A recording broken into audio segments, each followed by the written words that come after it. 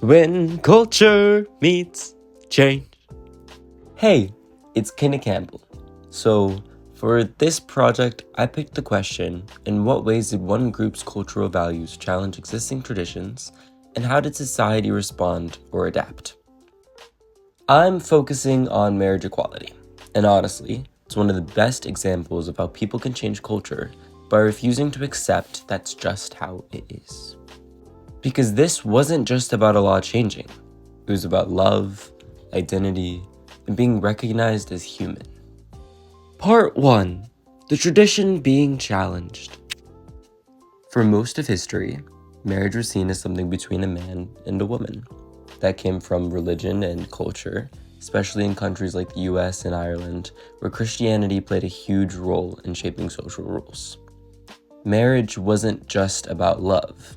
It was about expectations, gender roles, and doing things the right way. So when LGBTQ+ people started fighting for the right to marry, it challenged some of the most traditional ideas people held. In Ireland, which is super Catholic, people voted in 2015 to legalize same-sex marriage through what's called the 34th Amendment. It passed with 62% of the vote. That's huge for a country that used to ban divorce and birth control.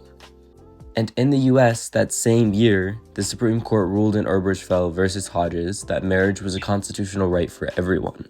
That moment changed everything, legally, socially, and culturally. Part 2.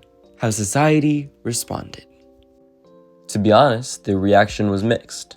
In Ireland, the campaign for marriage equality focused on love and family, not politics or religion. People started realizing that letting others marry didn't destroy tradition, it just expanded it. In the US, it was a lot more divided.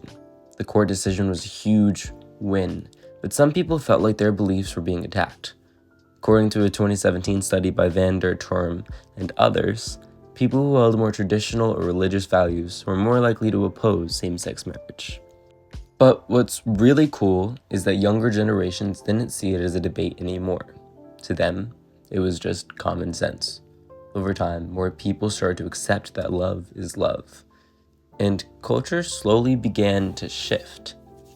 That's the thing about cultural change. It doesn't just happen overnight. It's messy, it's emotional, and it takes people being brave enough to speak up, even when it's uncomfortable.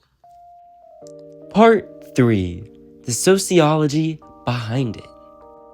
If we start looking at this through a sociology lens, it totally fits with conflict theory.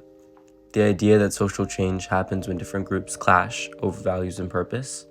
In this case, the LGBTQ+ community was challenging the institutions that had always defined what marriage was.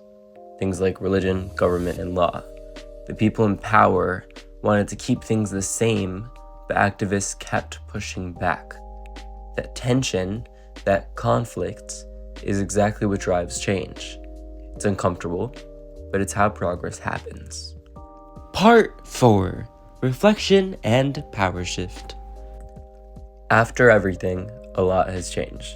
Marriage equality became legal in both countries. Families started to look different, and love, real, authentic love, finally got the recognition it deserved. Power shifted too. LGBTQ+ people gained visibility and validation, while institutions that used to control the definition of marriage had to make space for something new. That's what makes this so powerful.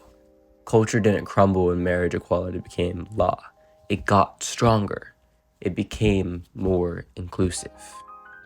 The fight for marriage equality shows that culture isn't something frozen in time. It changes when people stand up and say, this isn't fair anymore. This movement wasn't just about who could get married. It was about what kind of world we want to live in. A world that's fair.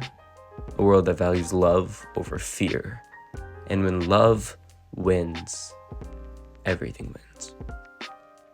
I'm Kenneth Campbell, and this was When Culture Meets Change.